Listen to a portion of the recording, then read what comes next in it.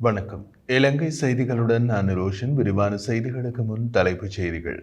அரசியல் பிரச்சனையை தீர்க்காமல் பொருளாதாரத்தை முன்னேற்ற முடியாது என்று தமிழரசு கட்சியின் நாடாளுமன்ற உறுப்பினர் சத்தியலிங்கம் சுட்டிக்காட்டு. ஸ்ரீலங்கா பொதுஜன பெரமுன கட்சியின் நடவடிக்கை தமக்கு சவால் இல்லை என்று ஐக்கிய மக்கள் சக்தியின் பொதுச் செயலாளர் ரஞ்சித் மத்துமபண்டார தெரிவிப்பு. யாழ்ப்பாணத்தில் ஒரு புதிய கடவுச்சீட்டு அலுவலகத்தை நிறுவுவதற்கான திட்டங்களை குடிவரவு மற்றும் குடியகல்வுத்துறை அறிவிப்பு. லசந்த விக்ரமதுங்க வழக்கின் 3 சந்தேக நபர்கள் விடுவிக்கப்பட்டதன் பின்னணியில் சட்டமா அதிபர் திணைக்களம் அதிகாரப்பூர்வ விளக்கம். தொடர்வது விரிவான செய்திகள். நாட்டில் நிலவும் அரசியல் பிரச்சனையை தீர்க்காமல் பொருளாதாரத்தை முன்னேற்ற முடியாது என்று நாடாளுமன்ற உறுப்பினர் பத்மநாதன் சத்தியலிங்கம் தெரிவித்தார். தனியார் வானொலி நிகழ்ச்சி ஒன்றில் கலந்து கொண்டு கருத்து தெரிவிக்கையில் அவர் இதனை கூறினார். அவர் தொடர்ந்து பேசும்போது நாட்டின் பொருளாதார சரிவுக்கு ஊழல் மட்டுமே காரணமல்ல என்றும் நீண்ட காலமாக நீடிக்கும் அரசியல் பிரச்சனையை தீர்ப்பதே தற்போதைய அரசாங்கத்தின் முக்கிய பொறுப்பு என்றும் கூறினார். நாட்டின் பொருளாதார பிரச்சனையை முதலில் தீர்க்க வேண்டும் எனவும் அதற்கான நடவடிக்கைகள் முன்னெடுக்கப்பட வேண்டும் என அமைச்சரவை பேச்சாளர் தெரிவித்திருப்பது கவலைக்குரிய விடயம் என்பதையும் சுட்டிக்காட்டினார். மேலும் அரசியல் தீர்வு மற்றும் புதிய அரசியல் யாப்பு குறித்து தற்போதைக்கு கவனம் செலுத்துவதில்லை என்பதும் ஆபத்தான நிலையை உருவாக்கக்கூடியது என்று தெரிவித்தார். ஸ்ரீலங்கா பொதுஜன பெரமுன கட்சி தமக்கு எவ்வித சவாலும் இல்லை என்றும் கூட்டணி அமைப்பது தொடர்பாக தற்போது ஐக்கிய தேசிய கட்சியோடு மட்டுமே பேச்சுவார்த்தைகள் நடைபெற்று வருகின்றன என்றும் ஐக்கிய மக்கள் சக்தியின் பொதுச் செயலாளர் ரஞ்சித் மத்துமபண்டார தெரிவித்தார். சமகால அரசியல் நிலவரம் குறித்து கருத்து தெரிவித்த போது அவர் இதனை கூறியுள்ளார். அவர் தொடர்ந்து பேசும்போது அரசியல் செய்வது அனைவருக்கும் உரிமை என்றும் அந்த வகையில் பொதுஜன பெரமுன கட்சி செயற்பட்டாலும் அது எங்களுக்கு சவால் அல்ல என்றும் தெரிவித்தார். அத்துடன் ஐக்கிய மக்கள் சக்தி மற்றும் ஐக்கிய தேசிய கட்சி இணைவதை கட்சி ஆதரவாளர்கள் விரும்புவதாகவும் சிலர் எதிர்ப்பை வெளியிட்டாலும் பெரும்பாலானோர் இதற்கு ஆதரவாக உள்ளதாகவும் கூறினார்.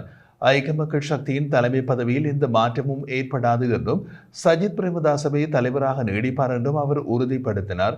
உயிர்த்த ஞாயிறு தாக்குதல் தொடர்பான விரைவான விசாரணை நடத்தி குற்றவாளிகளுக்கு தண்டனை வழங்கப்பட வேண்டியதன் அவசியத்தையும் அவர் வலியுறுத்தியுள்ளார்.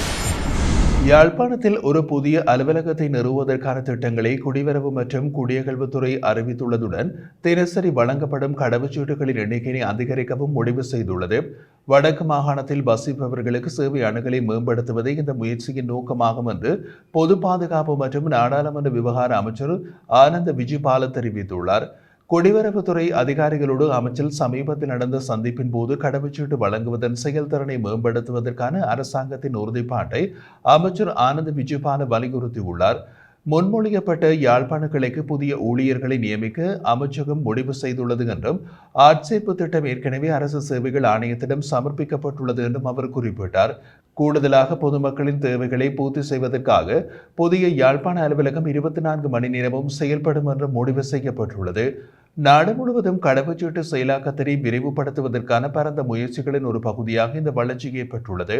ஜனவரி 2025 கடவுச்சீட்டுகளின் தினசரி விநியோகத்தை 2500 அதிகரிப்பதற்கான நடவடிக்கைகளை பொது பாதுகாப்பு அமைச்சகம் அறிவித்தது. இதனால் அதிகரித்து வரும் தேவையை நிவர்த்தி செய்து விண்ணப்பதாரர்களுக்கான காத்திருப்பு நேரத்தையும் குறைக்கின்றது. யாழ்ப்பாண அலுவலகம் நிறுவப்படுவதால் வடமாகாணத்தில் வசிப்பவர்களுக்கு குறிப்பிடத்தக்க அளவில் பயனளிக்கும் என்றும் கடவுச்சீட்டு சேவைகளை எளிதாக பெற முடியும் என்றும் கொழும்பு அல்லது பிற தொலைதூர அலுவலகங்களுக்கு செல்லும் தேவையை குறைக்க முடியும் என்றும் எதிர்பார்க்கப்படுகின்றது. ஊடகவியலாளர் லசந்த விக்ரமதுங்கவின் கொலை வழக்கில் 3 சந்தேக நபர்கள் விடுவிக்கப்பட்டதன் பின்னணியில் சட்டமா அதிபர் திணைக்களம் அதிகாரப்பூர்வமான விளக்கம் வழங்கியுள்ளது. அந்த அறிக்கையில் போதுமான ஆதாரங்கள் மற்றும் சாட்சியங்கள் இல்லாததால் குறித்த மூவரையும் வழக்கிலிருந்து விடுவிக்க நடவடிக்கை எடுக்கப்பட்டதாக குறிப்பிடப்பட்டுள்ளது. இந்த விடுதலையுடன் தொடர்புடைய நேற்றைய தினம் ஜனாதிபதி அனுர்குமார திசாநாயக்க சட்டமா அதிபர் மற்றும் நீதியமைச்சர் ஹர்சன நாணயக்கார இடையில் ஒரு ரகசிய சந்திப்பு நடைபெற்றுள்ளது. சந்திப்பு குறித்து தென்னிலங்கை ஊடகம் ஒன்றுக்கு கருத்து தெரிவித்த நீதியமைச்சர் தற்போதைய சட்ட நடவடிக்கைகள் குறித்து ஜனாதிபதிக்கு தெளிவுபடுத்தப்பட்டதாகவும் எந்த ஒரு வழக்கிலும் ஜனாதிபதி அல்லது அரசாங்கம் சட்டமா அதிபருக்கு ஆலோசனை வழங்க முடியாது என்றும் கூறினார். மேலும் சட்டமா அதிபரை பதவி நீக்குவது குறித்து எந்த பேச்சுவார்த்தை நடைபெறவில்லை எனவும் அதற்கான தனி நடைமுறை இருப்பதாகவும் அவர் தெரிவித்தார். இந்த சந்திப்பில் சந்தேக நபர்கள் இதனை அடிப்படையாக கொண்டு விடுவிக்கப்பட்டனர் என்று ஜனாதிபதி கேள்வி எழுப்பினார். இதற்கு பதிலளித்த சட்டமா அதிபர் குற்றச்சாட்டுகளை முன்வைத்தவர்களையும் சாட்சியங்களை வழங்கியவர்களையும் கண்டுபிடிக்க முடியவில்லை.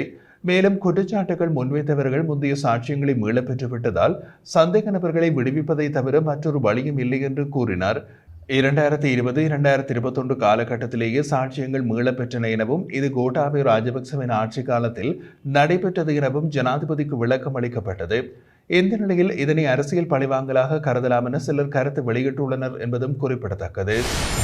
மின்சார பொறியியலாளர் சங்கமே மின்சாரத்துறையின் முக்கிய மாஃபியாவாக செயல்படுகிறது. இந்த அமைப்புக்கு எதிராக என்ன நடவடிக்கைகள் எடுக்கப்படும் என்று ஐக்கிய மக்கள் சக்தியின் பாராளுமன்ற உறுப்பினர் ஹேஷா விதானிக்கு கேள்வி எழுப்பினார். அண்மைய பாராளுமன்ற அமர்வில் வாய்மூல விடைக்கான வினாக்கள் நிறைவேற்றப்படும் போது இந்த கேள்வியை அவர் முன்வைத்தார். அவர் மேலும் பேசிய போது மின்சார சபையின் பரவலான மாஃபியா செயல்பாடுகள் உள்ளதாகவும் அதில் மின்சார பொறியியலாளர் சங்கமே முக்கிய மாஃபியாவாக இருக்கிறது என்றும் தெரிவித்தார். மின்சார சபையில் 25,000க்கும் அதிகமான ஊழியர்கள் பணிபுரிகின்றனர். ஆனால் 50% பணியாளர்கள் தனியார் நிறுவனங்களுக்கு ஒப்பந்த அடிப்படையில் வழங்கப்படுகின்றன. இவ்வளவான பணிகள் தனியார் நிறுவனங்களுக்கு வழங்கப்படும் போதிலும் மின்சார சபை ஊழியர்களுக்கு லட்சக்கணக்கில் சம்பளங்கள் வழங்கப்படுவது அனுசரணையற்ற செயற்பாடாகும் என்றும் குறிப்பிட்டார்.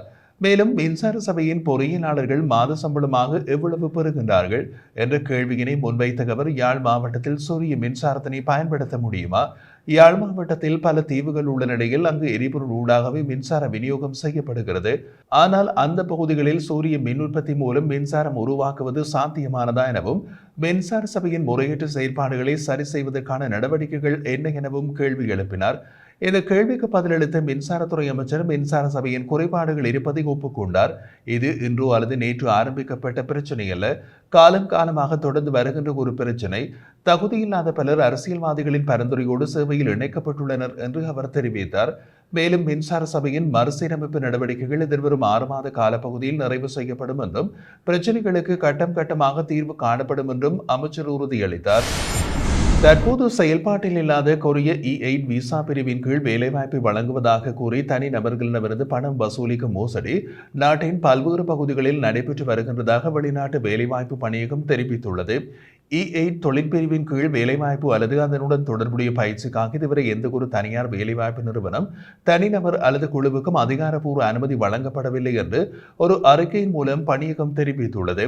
அதன்படி எந்த வேலைவாய்ப்பு நிறுவனமோ தனிநபரோ அல்லது குழுவோ E8 விசா தொடர்பான வேலைவாய்ப்பு வாய்ப்புகளை வழங்குவதாக செயல்படுவதற்கு சட்டப்பூர்வ அதிகாரம் இல்லை. இதுபோன்ற செயல்பாடுகள் முற்றிலும் சட்டவிரோதமானவை என்று பணியகம் குறிப்பிட்டுள்ளது.